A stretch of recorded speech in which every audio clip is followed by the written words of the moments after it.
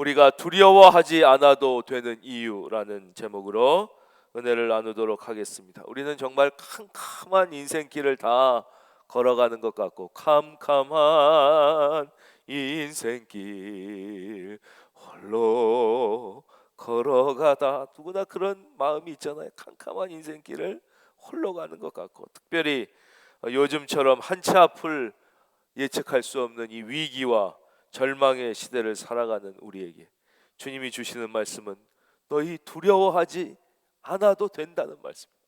도대체 이런 인생 가운데, 이런 위기 가운데 우리가 어떻게 두려워하지 않고 살 수 있는지, 그 두려워하지 않고 살 수 있는 근거는 어디에 있는지 오늘 하나님의 말씀, 주님의 말씀을 통하여 은혜 받도록 하겠습니다. 12절, 너희 생각에는 어떠하냐? 만일 어떤 사람이 양 100마리가 있는데 그 중에 하나가 길을 잃었으면 그 99마리를 산에 두고 가서 길 잃은 양을 찾지 않겠느냐? 우리 하나님이 찾으신다는 게 오늘 말씀의 첫 번째 핵심 메시지예요.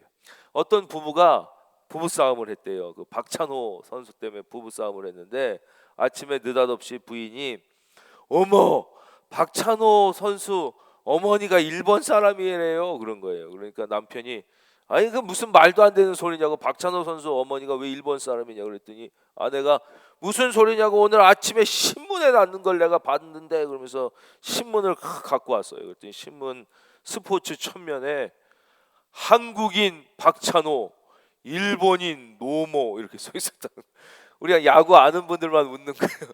그 일본 사람 중에 노모라는 이름을 가진 유명한 박찬호의 라이벌 선수가 있었어요. 그러니까 신문에는 한국인 박찬호, 일본인 노모, 이게 이제 사람 이름 노모인데, 그 야구를 잘 모르는 그 부인이 아내니까, 여자니까 그 노모를 늙을 노자의 어머니 뭐 그래가지고 한국인 박찬호의 일본인 연세 드신 어머니다 이렇게 착각한 거예요. 사람 이름 노모를 노모라고 착각해서, 그래서 막 그렇게 얘기했다는 거예요. 뭐 이런 실수는 좀 애교도 있고 좀 재미도 있고, 뭐 그렇게 많은 사람이나 자기 인생에 심각한 피해를 주지 않지만 어떤 오해는 우리 인생에 심각한 피해를 주기도 합니다. 2차 세계대전이 마지막 끝날 때 미군이 그 필리핀 열대 지역에 있는 그 일본인들, 그 숨어있는 사람들을 향해서 저공 헬리콥터로 저공 비행을 하면서 계속 메시지를 보냈대잖아요. 이제 2차 세계대전은 끝났습니다.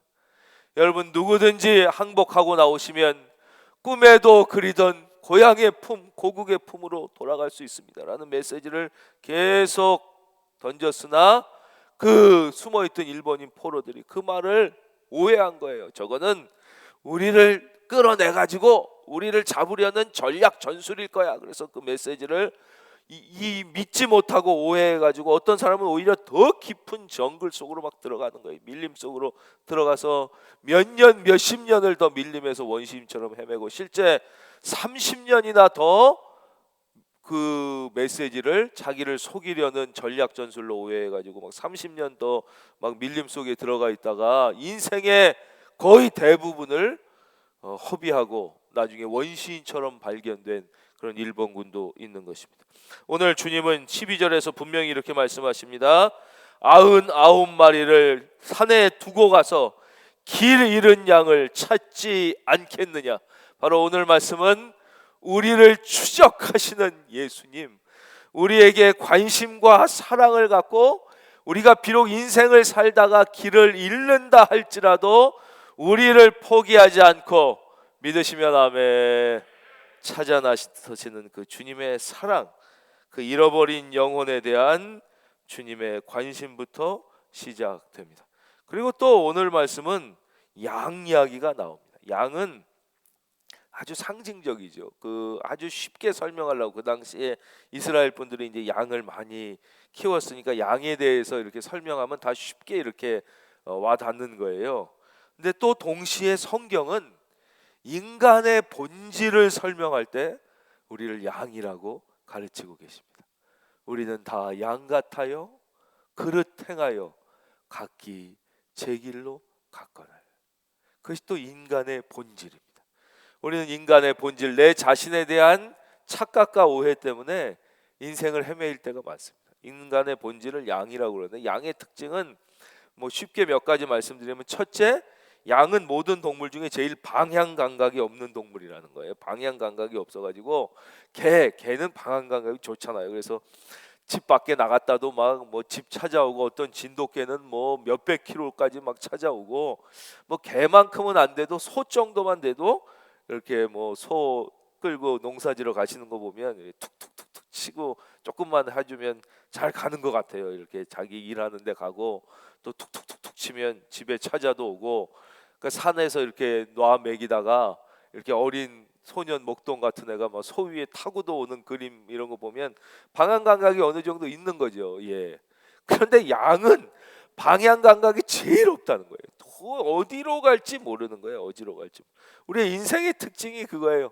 어디로 가야 하는지 분명히 아는 인생이 존재하지 않는 거예요. 예, 특별히 이런 코로나 같은 위기 속에서 우리가 어디로 가야 하는지를 정확히 알고 제시해 줄 수 있는 사람이 존재하지 않는 거예요. 왜냐? 인간은 원래가 방향 감각, 이 양 같아서 되게 무딘 거예요. 무딘 거. 또 이 양의 특징은 자기를 보호하는 무기가 전혀 없다는 것입니다. 그래서 양은 뭐 보통 다 동물마다 뭐 날카로운 이빨, 아니면 발톱, 뭐 근육이 하다못해 안 되면 황소 같은 힘, 안 되면 토끼처럼 뭐 힘이 약하면 빨리 달리기라도 한다든가, 그것도 안 되면 뭐 보호색이라는 것도 있잖아요. 그래서 이렇게 막 숨는다는 거. 그런데 양은 하나도 없어요. 하나도 없어요. 뿔조차도 양은 이렇게 안으로 말려 들어가 있어서 이게 도저히 공격력 무기가 되지도 않고, 발은 느리고 피부는 아예 하얗거나 검어가지고 눈에 확 띄고, 자기를 보호하는 보호색조차도 없는 게 양이라는 거예요. 그게 바로 인간의 본질적 모습입니다. 즉, 양은 목자가 없이는 도저히 홀로 이 세상을 살아갈 수 있는 생존 능력이 없는 존재이듯이, 바로 인간은 바로 목자 되신 하나님이, 주님이 계시지 않으면 결코 이 인생을, 이 세상을 자기 힘으로만은 살아갈 수 없는 존재임을 오늘 12절에서 주님은 말씀해 주고 계십니다. 다시 한번 읽어보겠습니다. 12절, 너희 생각에는 어떠하냐? 만일 어떤 사람이 양 100마리가 있는데 그 중에 하나가 길을 잃었으면 그 99마리를 산에 두고 가서 길을 잃은 양을 찾지 않겠느냐. 그러시면서 이 말씀 속에서 주님은 두 번째, 바로 또 우리가 길 잃은 양을 향해 어떠한 삶의 태도를 가져야 되는지도 말씀하세요. 그게 이렇게 시작돼요. 너희 생각에는 어떠하냐? 너는 어떠하냐? 바로 우리도 그래야 된다는 것이죠. 런던에 가면 모든 사람이 방문하고 싶어하는 아주 유명한 관광지가 있습니다. 그것은 교회입니다. 우리에게는 웨스트민스터 사원으로 이제 잘 알려져 있는 런던 그 빅벤이라고 제일 유명한 큰 시계탑 바로 옆에 있는 화려한 영국 왕실의 공식 교회지요. 우리에겐 웨스트민스터 사원 앱이 이렇게 알려져 있는 게 이제 예배드리는 교회입니다. 그 이제 미국에서 단체 관광객이 가가지고 거기 이렇게 가이드를 받아서 투어를 했다는 거예요. 투어를 하니까 그 가이드가 나와서 막 설명을 하는 거예요. 여기는 뭐 어떤 역사가 있고, 뭐 높이는 어떻고, 프로그램은 이렇고, 또 그런 유명한 교회는 밑에가 무덤이잖아요. 뭐 여기에는 어떤 영국을 움직였던 인물들이 묻혀 있고, 뭐 어떤 왕이 있고, 어떤 예술가가 있고, 뭐 한 달에 이거에 뭐 어느 정도의 뭐 유지비가 들고, 막 장황하게 막 이제 막 입에 침을 튀면서 얘기했을 거 아니에요. 막 자랑했다는 거예요. 그 안내인의 설명을 다 듣고 났던 그 관광객 중에 어느 한 자매님, 그분은 아이오와에서 오셨던 분이에요. 이 미국의 아이오와에서 그 웨스트민스터 사원을 방문했던 한 이름 없는 여자 성도님의 질문이 지금까지도 우리에게 유명하게 회자되고 있는데, 그 얘기를 다 듣고 나서 이분이 이렇게 물었답니다.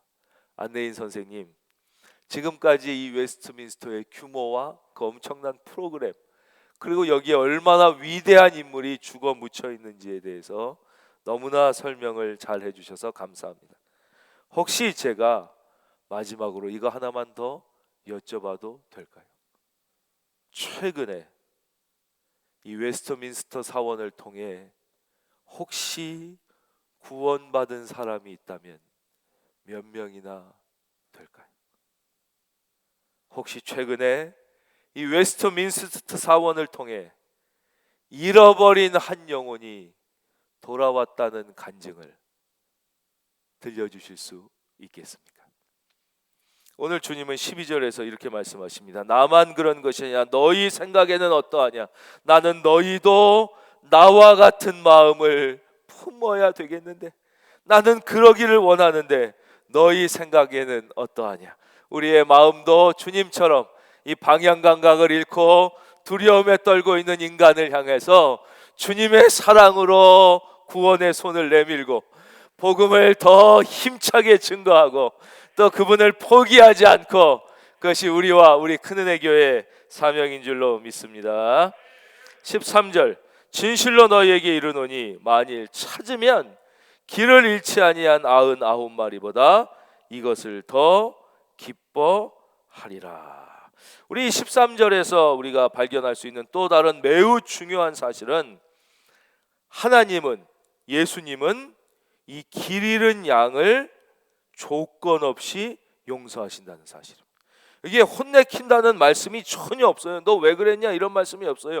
진실로 너희에게 이르노니 만일 찾으면 길을 잃지 아니한 99마리보다 이것을 더 기뻐하리. 여기는 예수님의 기쁨만이 나타나 있어요. 우리는 이 장면에서 집을 떠났던 탕자가 돌아올 때에 그 탕자를 기다리고 맞이하는 그 아버지의 얼굴을 오버랩하게 됩니다. 그 아들이 다 아버지 유산 미리 달라가지고 가가지고 다 방탕하게 다 쓰고 막 지 맘대로 다 하고 결국 이제 완전 망한 거 아니에요. 세상적으로 완전 망해가지고 실패해서 돌아오지만 그 아들을 기다리는 그 아버지의 표정, 그리고 그 돌아온 아들을 끌어안고 기뻐하는 아버지의 그 스토리에는 그 아들을 질책하거나 혼내키는 아버지의 마음이 전혀 나타나 있지 않아요. 오늘도 똑같습니다. 진실로 너희에게 이르노니 만일 찾으면 길을 잃지 아니한 99마리보다 이것을 더 기뻐하리라. 이것이 바로 우리가 두려워하지 않고, 우리가 비록 인생을 살아갈 때 실수할 수도 있고 넘어질 수도 있고 잘못할 수도 있고 헤매일 수도 있지만, 그럼에도 불구하고 하나님의 사랑 안에서 두려워하지 않고 살아갈 수 있는 근거가 되는 거예요. 생각해 보십시오. 양이 길을 잃었다. 이건 누구 잘못입니까? 목자 잘못입니까? 양 잘못입니까? 양이 잘못이죠. 목자는 늘 좋은 적과 꿀이 흐르는 땅, 푸른 풀맛 쉴만한 물가로 잘 양들을 인도하고 늘 찾고 그곳으로 방향을 제시해 주는데, 문제는 양이 가지 말란 대로 가는 거예요. 그게 참 우리의 문제예요. 주님이 가라는 대로만 가면 되는데 주님이 가라는 데가 아니라 가지 말라는 데 가는 거예요. 주님이 마음을 두라는 곳에 거기가 시냇물이 흐르는 건데 우리는 딴 데 마음을 두는 거예요. 주님이 들으라는 주님의 음성은 안 듣고 다른 소리 막 듣고 글로 가는 거예요. 주님이 보라 그러는 주님의 목자의 막대기는 보지 않고 우리가 딴 거 바라보다가 그렇게 되는 거죠. 그러니까 우리가 고생하고 우리가 어려움 겪고 우리가 이렇게 되는 것은 예수님 잘못이 아니에요. 하나님 잘못이 아니에요. 우리의 실수, 우리의 교만, 우리의 잘못된 욕망, 우리의 잘못 때문이에요. 그럼에도 불구하고 예수님은 그런 우리를 포기하지 않으시고, 예수님의 사랑은 그런 우리를 추적하실 뿐만 아니라 그 예수님은 우리를 조건 없이 용서하시고, 저를 그렇고 여러분을 그렇고 하나님이 우리를 창조하셨고 우리를 이 땅에 보내셨고, 그럼에도 불구하고 우리가 죄 가운데 우리가 잘못해서 넘어지고 예수님이 찾아와서 구원해 주셨는데도 또 믿음의 길에서 떠나고 들어야 하는 주님의 말씀 안 듣고 세상 말 듣다가 또 넘어져도, 그럼에도 불구하고 예수님은 나를 포기하지 않으시고 나에게 관심을 가지시고 나를 추적하고 계심을 믿으시기를 주의 이름으로 축원합니다. 그것이 우리가 두려워하지 않을 수 있는 근거입니다. 로마서 5장 8절, 우리가 아직 죄인 되었을 때 그리스도께서 우리를 위하여 죽으심으로 하나님께서 우리에 대한 자기의 사랑을 확증하셨느니라. 이제 또 이 13절에서 우리가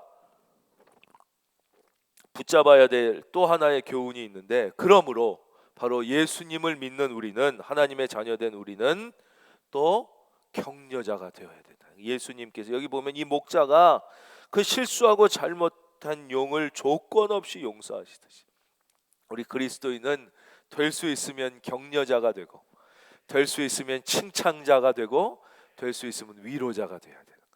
비판자가 되기보다는 격려자가 되는 것이 좋다고 주님은 말씀하세요. 뭐 이 시대는 어떻게 보면 너무나 사회 정의의 과잉 시대에 우리가 살고 있는 것 같습니다. 너무 이 정의라는 이름으로 무서운 칼이 너무 막 조건 없이 막 휘둘러지는 거예요. 그렇죠? 예.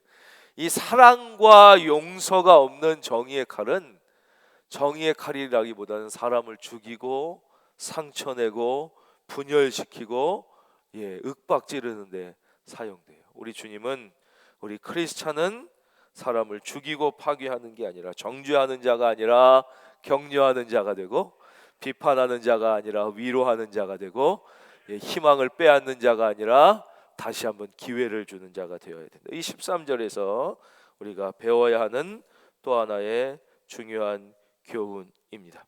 13절 말씀 한번 화면 보면서, 여러분 잠깐 조는 분 눈 크게 뜨시고 13절 한번 다 같이 더 읽어보겠습니다. 시작.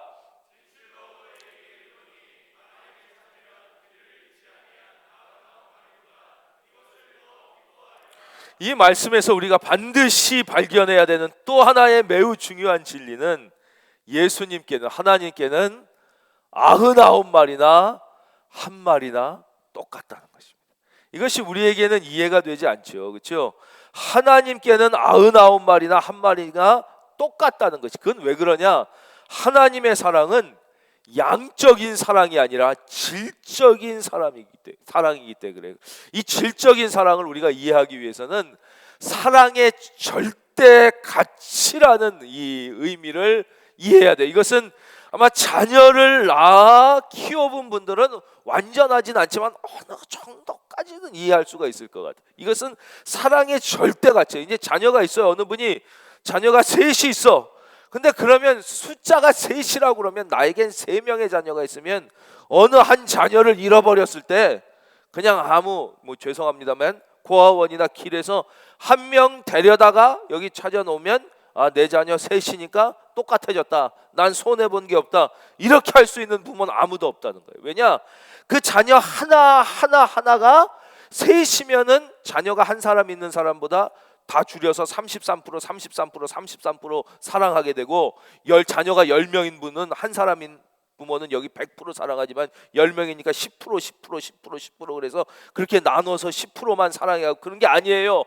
이 자녀 한 생명을 우주보다 크게 보기 때문에 이것을 사랑의 절대 가치라고 그래요. 한번 우리 같이 해보겠습니다. 사랑의 절대 가치.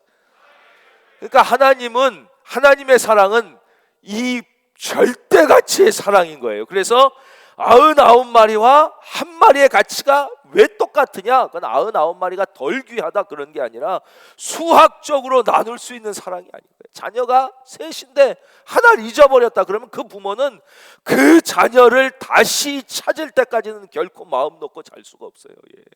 집에서 다른 주자녀가 편안하게 잔다고 그래서 난 둘은 아직 있으니까 아무나 데려다가 저기서 그냥 한 명 갔다가 놔서 3명 채우면, 이럴 수 있는 부모는 없는 거예요. 이 한 명의 가치가 우주보다 크고, 이 지금 건강하게 있는 2명의 가치 못지않게 바로 하나님이 나 한 사람을 얼마나 사랑하시느냐.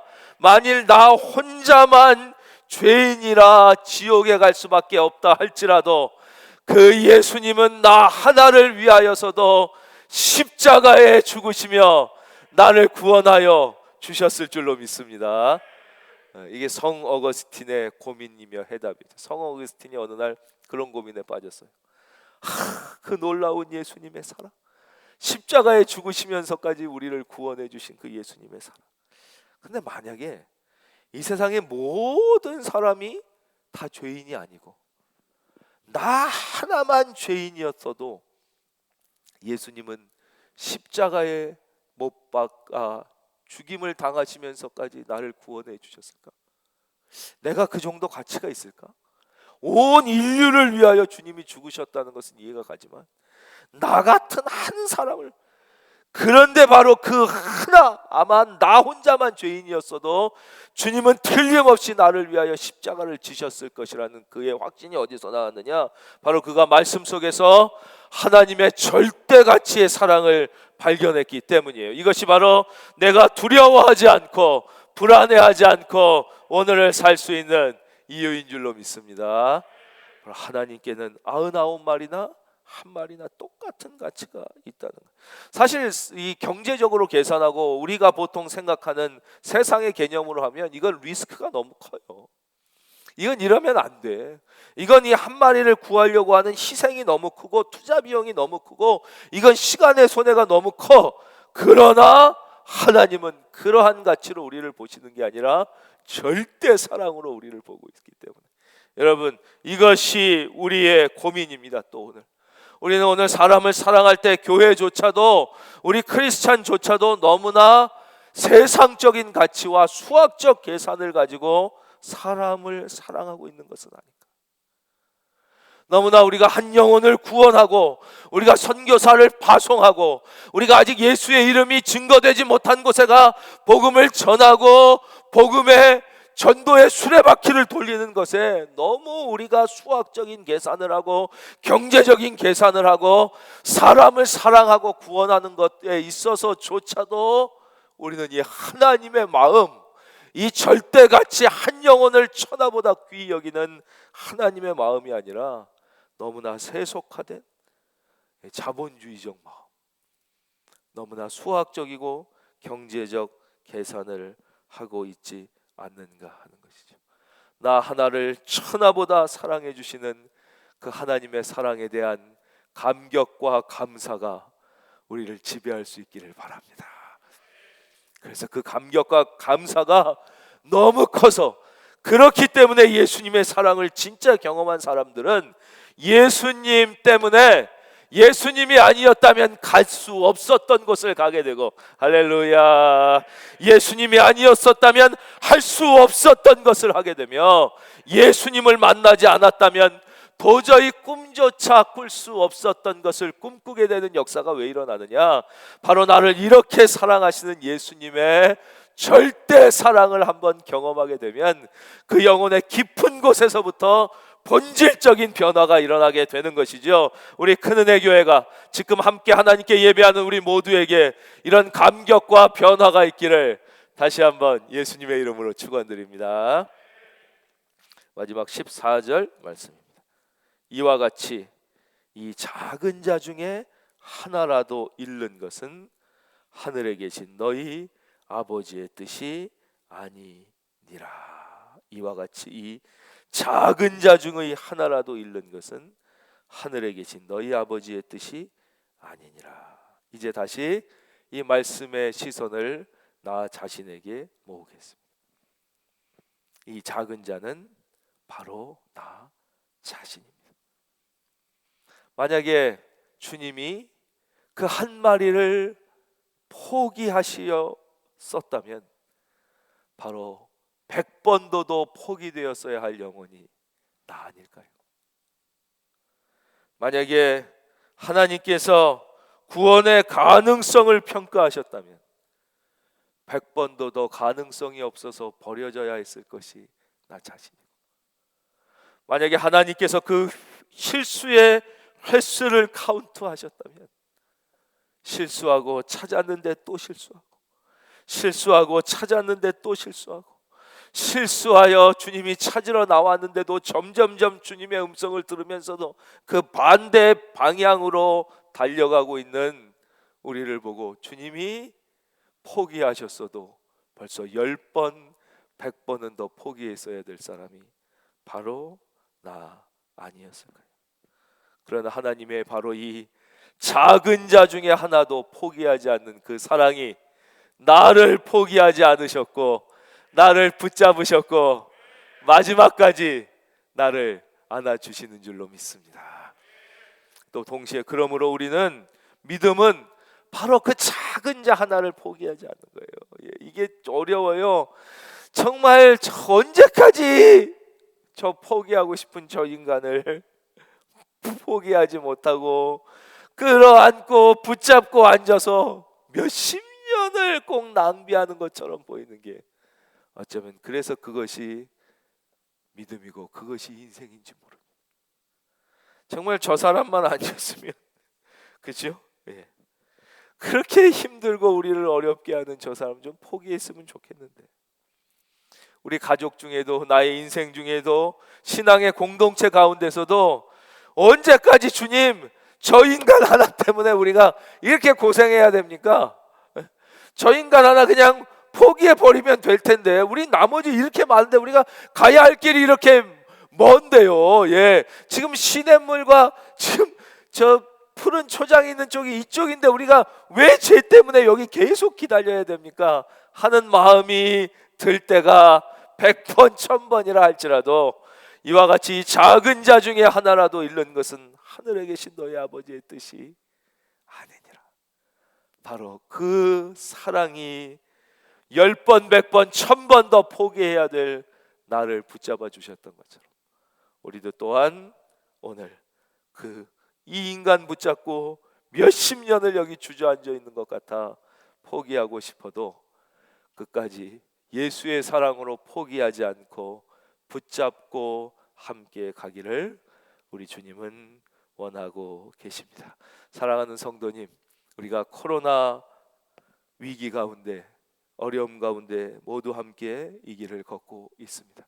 그러나 주님이 나를 포기하지 않으심을 믿고 주님의 사랑과 관심이 나를 끝까지 추적하고 계심을 믿고, 바로 우리는 하나님으로부터 시작됐어요. 나의 인생 자체가 내가 원해서 시작한 사람이 하나도 없어요. 하나님으로부터 시작됐고 내가 지금도 하나님의 사랑과 관심은 나를 붙잡고 계시며 내가 어떤 실수를 해도 끝까지 나를 포기하지 않고 추적하시는 그 주님의 사랑이라는 것을 믿고 이번 한 주도 담대하게 두려움 없이 승리하는 저와 여러분 모두가 될 수 있기를 예수님의 이름으로 축원합니다.